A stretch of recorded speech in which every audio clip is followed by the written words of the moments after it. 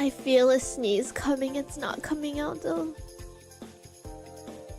Okay, never mind. It's not coming.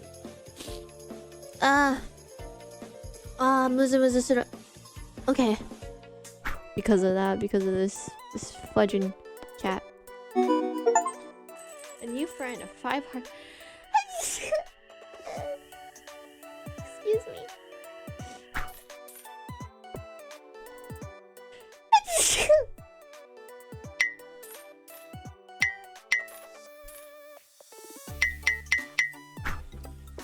I always find out how interesting is everyone's sneezes are so unique and different. Everyone sneezes so differently. I feel like I have a very common way of sneezing. Like it's like the stereotype way of sneezing, the achoo, you know. And then you hear some people with their very unique sneezes. Like you're just like, what? That's a sneeze? You have to be kidding me. Like no, that's definitely not. Like a lot of times I feel like, oh god, no, that's definitely not how they sneeze. No way they actually sneeze like that. That might actually be how they sneeze. Are they adults already? Have you guys matured? How do I milk them?